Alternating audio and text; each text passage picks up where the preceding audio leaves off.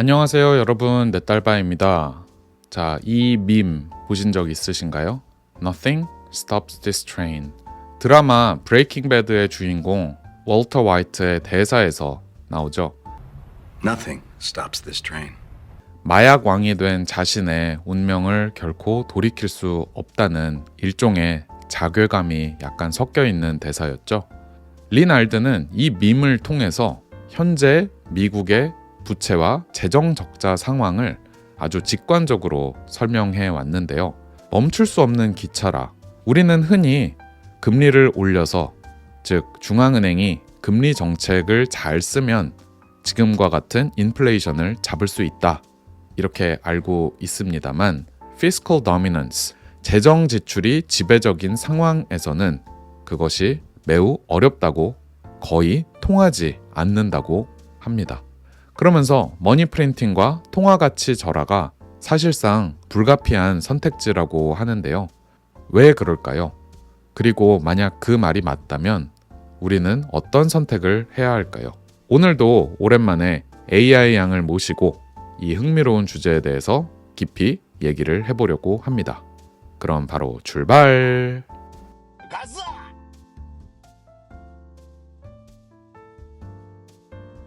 네, 약속대로 AI 양을 모셔왔습니다. 자, 먼저 오늘 fiscal dominance, 재정적 지출이 지배적인 상황에 대해서 얘기해 줄 건데요. 인사 한번 듣고 가겠습니다. 안녕하세요 여러분. 불러주셔서 감사합니다. 오늘 주제인 fiscal dominance, 재정적 지배 상황에 대해 함께 이야기 나눠보겠습니다. 중요한 이슈인 만큼 알기 쉽게 풀어드릴게요. 시작해볼까요? 그래, 그러면 일단 Nothing stops this train 이라는 이런 밈을 통해서 리날든이 한참 됐지 이 밈을 밀고 있는지, 그러면서 자기는 fiscal dominance에 대해서 비유해서 설명하는 거다. 지금 금리 정책을 이렇게 저렇게 하면 뭐 재정 적자도 줄일 수 있을 거고 뭐 부채 규모도 감축할 수 있을 것이다 라는 이런 상식에 대해서 반박하는 그런 논리지.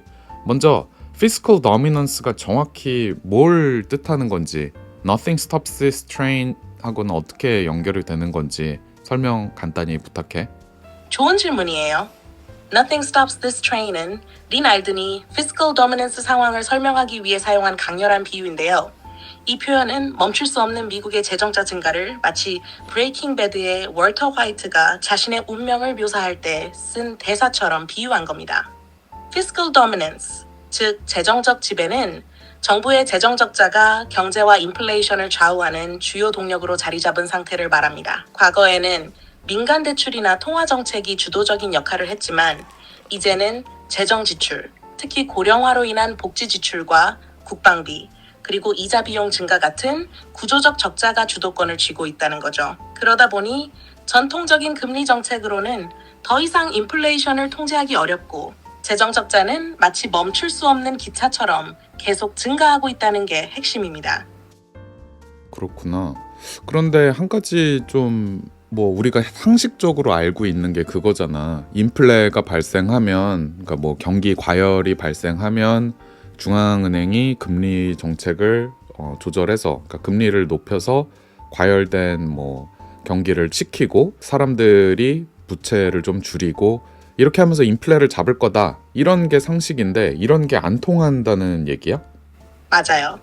일반적으로는 금리를 올리면 차입 비용이 증가해서 사람들이 대출을 줄이고 소비와 투자를 억제하면서 인플레이션을 잡을 수 있다고 생각하죠.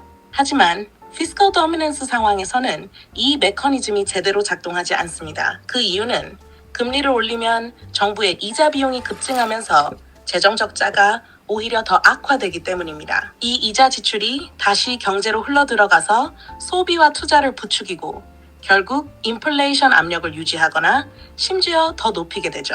게다가 민간 부문은 이미 고정금리와 장기 부채 구조를 많이 가지고 있어서 금리 인상의 영향을 크게 받지 않는 경우도 많습니다. 그래서 금리 인상이 오히려 역효과를 낼 수 있는 거예요. 결론적으로 fiscal dominance에서는 금리 정책이 더 이상 인플레이션 억제의 효과적인 도구가 아니라는 게 문제의 핵심입니다. 그러니까 결국 이 옛날에는 금리를 막 올렸던 폴 볼커 시절만 해도 그때는 뭐 GDP 대비 국가 부채가 100% 이하였고, 근데 지금은 훨씬 넘지.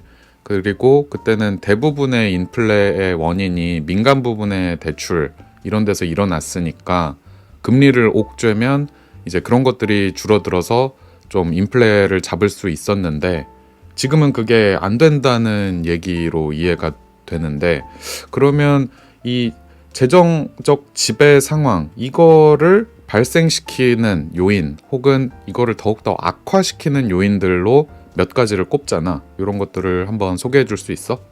현재 피스컬 도미넌스를 심화시키는 주요 요인들을 몇 가지 꼽아볼 수 있습니다. 첫 번째로 고령화와 사회보장 의료비 지출 증가합니다. 미국은 고령화가 진행되면서 사회보장연금과 메디케어 같은 필수 지출 항목이 급격히 늘어나고 있어요. 특히 의료 시스템은 비효율적인 데다 비용이 다른 나라보다 두서 4배나 높아서 지출 부담이 엄청납니다. 두 번째는 국방비 지출입니다. 9.11 이후 테러와의 전쟁과 같은 요인으로 국방비가 계속 증가해왔고, 현재도 국방비가 국가 예산의 큰 부분을 차지하고 있어요. 지정학적 긴장도 이를 더욱 심화시키는 요소입니다. 세 번째는 누적된 부채와 이자 비용 폭발입니다. 지금 미국의 부채는 GDP 대비 100%를 훌쩍 넘었고, 금리가 오르면 이자 비용이 기하급수적으로 늘어나면서 재정 적자를 더 악화시키고 있죠. 이건 완전히 악순환 구조입니다. 마지막으로 정치적 양극화도 큰 문제입니다. 공화당과 민주당이 사회보장, 의료, 국방 같은 주요 지출 항목을 손대는 것에 합의하지 못하고 있어서 재정 적자를 줄이기 위한 구조적인 개혁이 거의 불가능한 상황입니다. 결국 이런 요인들이 복합적으로 작용해서 피스컬 도미넌스가 점점 더 고착화되고 해결이 어려운 문제로 자리 잡고 있는 겁니다. 그리고 또 보고서에는 이런 내용도 있지. 그 정부의 세 수입이 주식시장 퍼포먼스에 굉장히 의존적이라서 이 재정 적자 해결이 되게 어렵다, 더욱더. 요거는 어떤 뜻이야? 중요한 지적이에요. 미국 정부의 세수는 주식시장의 퍼포먼스와 매우 밀접하게 연관되어 있습니다. 이게 무슨 뜻이냐면 미국은 자본이득세나 배당소득세 같은 세목을 통해 주식시장에서 큰 세수입을 얻고 있어요. 주식시장이 호황이면 이런 세수입이 늘어나서 정부가 재정을 더 쉽게 운용할 수 있죠. 하지만 반대로 주식시장이 침체되면 세수입이 급감합니다. 그러면 정부는 지출 삭감이나 다른 형태의 긴축 정책을 해야 할 텐데, 문제는 이 긴축 정책이 다시 주식시장에 악영향을 끼쳐요.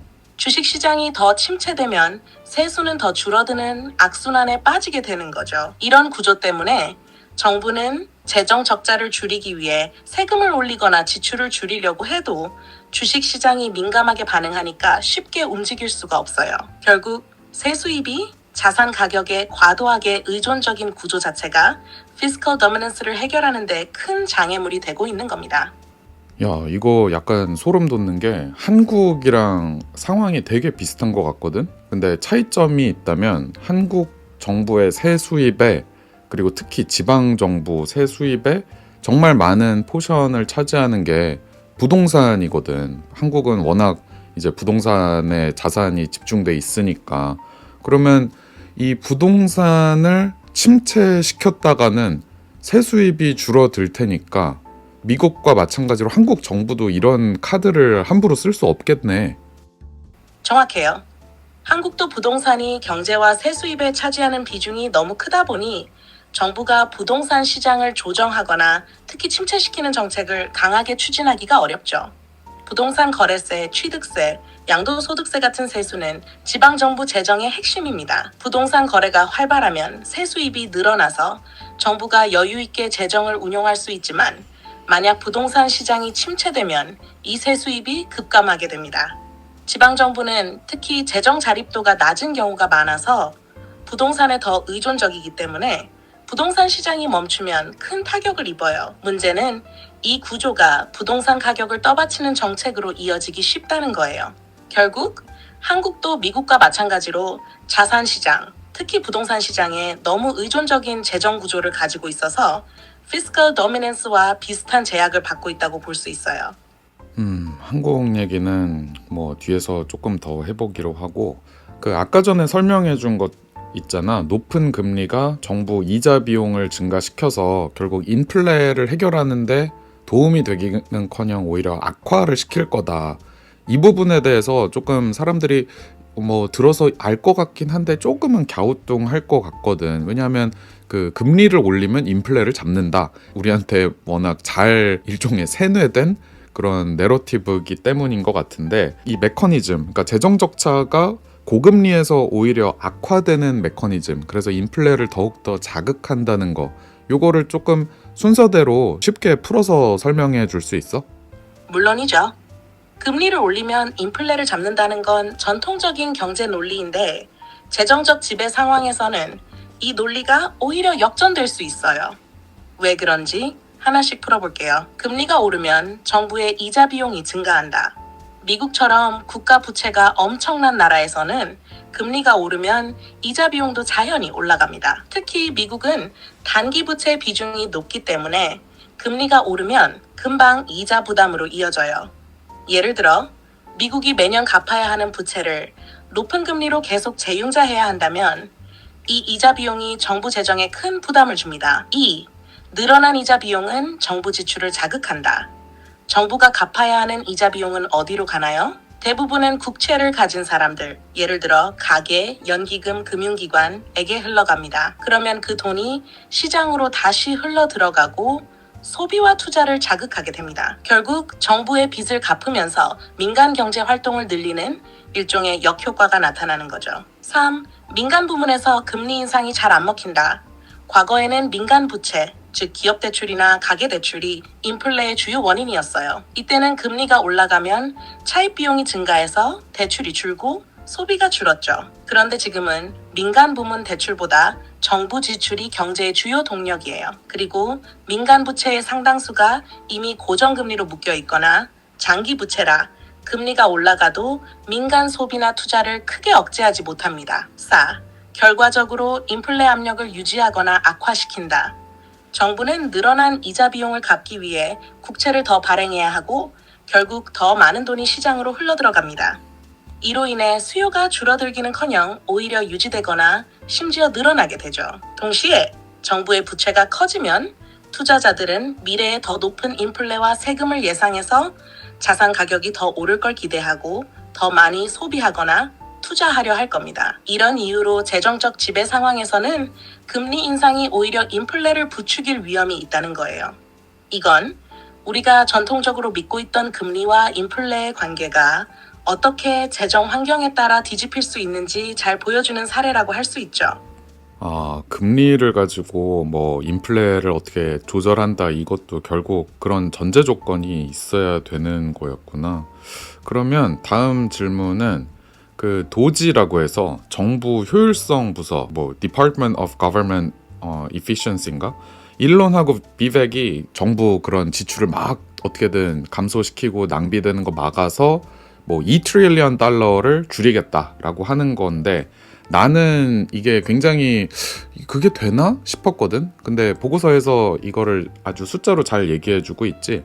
요 도지 같은 정부 효율성 부서가 그런 재량을 발휘해서 정부 지출을 막 줄인들, 이게 거의 현실성이 떨어지는 이유를 한번 설명해 줄 수 있겠어? 물론 이거는 테슬람들이 들으면, 그러니까 일론 좋아하는 테슬람들이 들으면 되게 싫어하는 얘기겠지만 꼭 알고 있어야 되는 부분이라고 생각해. Government Efficiency라는 아이디어는 일론 머스크와 비백이 주장하는 2조 달러의 지출 감축을 목표로 하고 있는데, 보고서에서는 이게 얼마나 비현실적인 목표인지 냉정하게 설명하고 있어요. 그 이유를 순서대로 정리해 볼게요. 1. 미국의 지출 대부분이 의무 지출이다. 미국 연방 예산의 약 61%는 사회보장, 메디케어, 메디케이드, 메디드 같은 의무 지출 프로그램에 묶여 있어요. 이건 법적으로 보장된 지출이라 도지 같은 부서가 손댈 수 있는 영역이 아니에요. 예를 들어 트럼프 대통령도 이런 프로그램은 건드리지 않겠다고 공언했어요. 그래서 이 영역에서는 비용 절감이 사실상 불가능합니다. 2. 재량 지출은 전체 예산의 26%에 불과하다. 도지가 만약 줄일 수 있는 영역을 찾는다면 의무 지출이 아닌 재량 지출, discretionary spending에서 찾아야 합니다. 그런데 이 재량 지출의 절반 가까이가 국방비로 구성되어 있어요. 미국의 지정학적 상황이나 의회의 반발을 고려하면 국방비를 크게 줄이는 것도 현실적으로 어렵습니다. 그래서 도지가 실질적으로 손댈 수 있는 영역은 전체 예산의 약 14%에 불과해요. 3.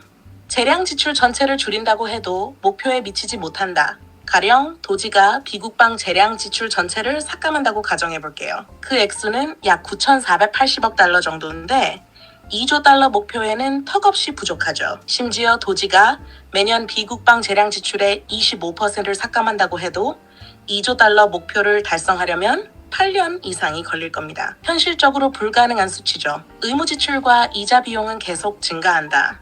문제는 의무 지출과 이자 비용이 계속해서 증가한다는 겁니다. 보고서에 따르면 앞으로 10년 동안 지출 증가의 87%가 사회보장, 의료비, 그리고 이자 비용에서 나올 거라고 해요. 이건 도지가 재량 지출을 삭감한다고 해도 전체 지출 증가를 상쇄하지 못한다는 걸 의미합니다. 정치적 합의는 더 어렵다. 이런 상황에서 공화당이나 민주당 모두 주요 지출 항목에 대한 삭감을 꺼리고 있어요. 사회보장이나 메디케어를 손댔다가는 정치적 역풍을 맞을 게 뻔하고 국방비도 마찬가지죠. 이런 정치적 현실에서는 도지가 2조 달러 감축이라는 목표를 달성하기는 사실상 불가능합니다. 결론적으로 도지가 아무리 효율적으로 운영된다고 해도 미국의 구조적인 재정 적자를 해결하기에는 역부족입니다. 특히 의무 지출과 이자 비용의 증가 속도를 따라잡을 방법이 없기 때문에 이런 목표는 말 그대로 공허한 구호에 그칠 가능성이 높죠. 이 부분을 이해하면 단순히 효율성을 높이자는 슬로건이 얼마나 근본적인 문제를 간과하고 있는지 알 수 있을 겁니다. 이거 들으시는 분들이 좀 절망스러우실 텐데, 이게 왜냐면 뭐 먼 나라 얘기가 아니라 뭐 한국의 얘기이기도 하고, 한국은 어떻게 보면 더 심각하지. 원화라는 게 달러만큼 강한 통화도 아니고.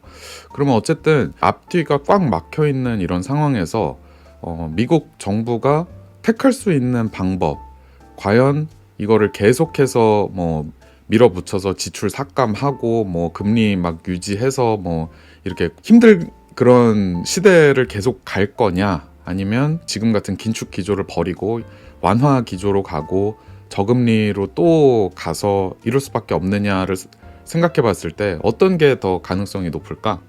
정말 중요한 질문입니다. Nothing stops this train.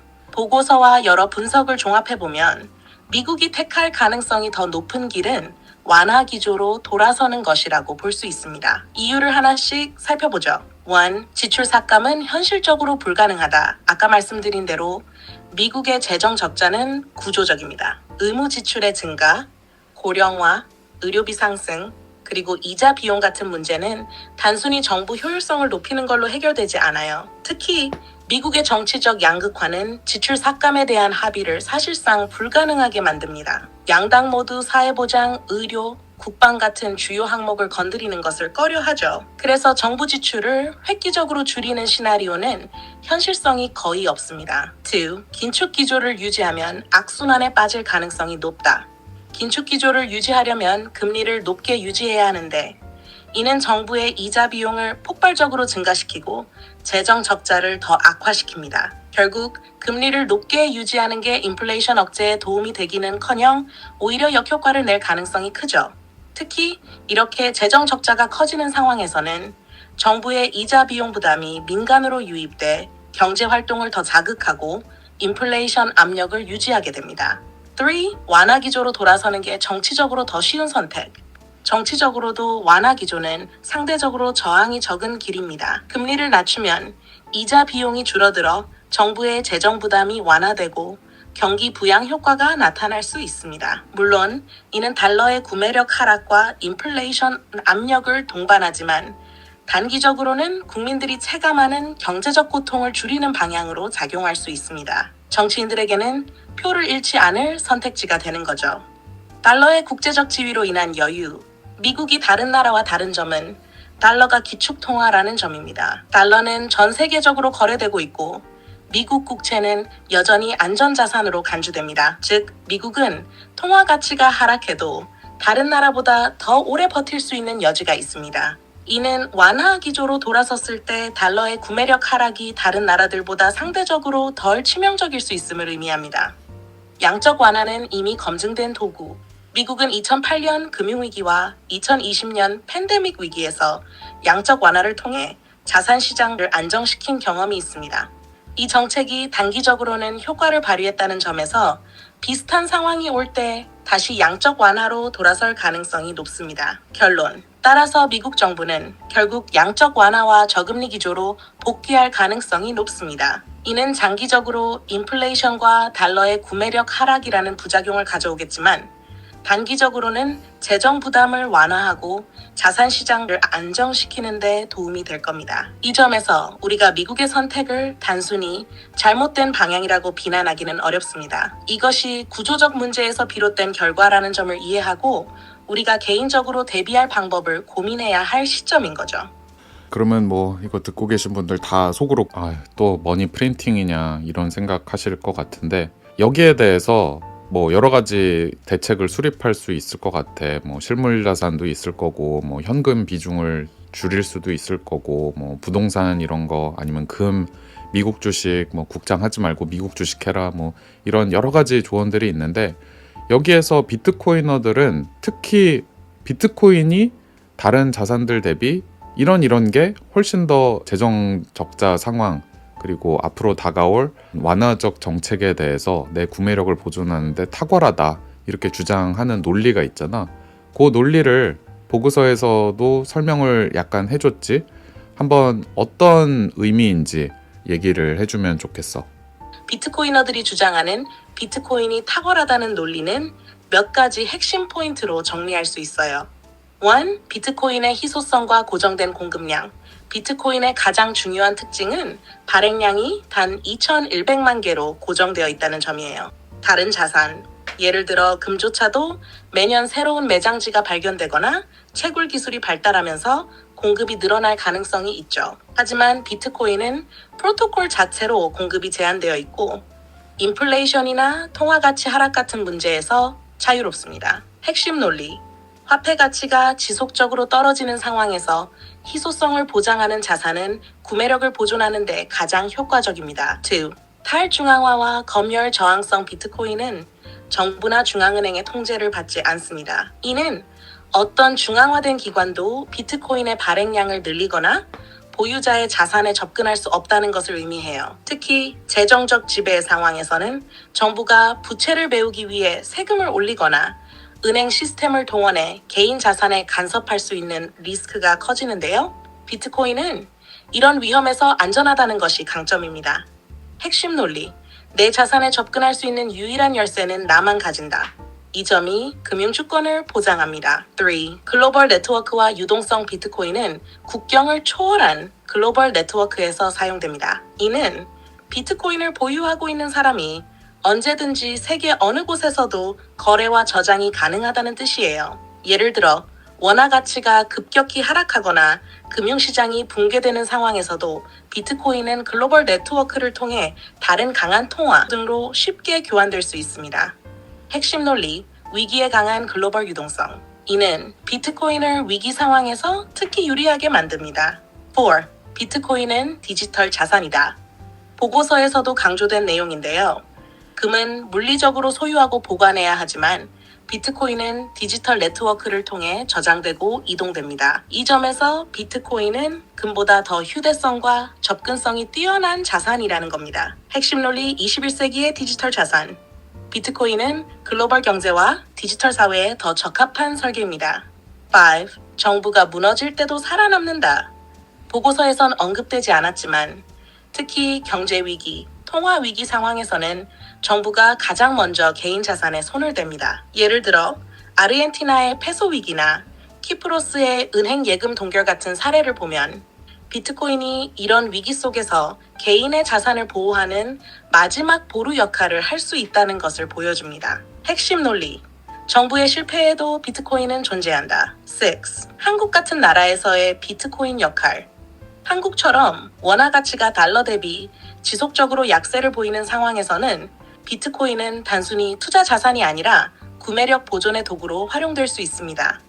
특히 외환 시장에서 환율이 급격히 변동할 때 비트코인은 달러를 대체할 수 있는 대안적인 자산으로 자리 잡을 가능성이 큽니다. 핵심 논리. 원화의 한계를 뛰어넘는 글로벌 자산. 결론적으로 비트코인은 단순히 투자 자산이 아니라 금융 주권을 지키는 도구로 작동합니다. 특히 재정적 지배와 통화 가치 하락이 불가피한 환경에서는 비트코인의 탈중앙화, 희소성, 글로벌 유동성이라는 특징이 개인들에게 강력한 방패가 될 수 있죠. 내 자산은 내가 통제한다는 원칙을 실현하는데 비트코인만큼 강력한 선택지는 없다고 할 수 있습니다.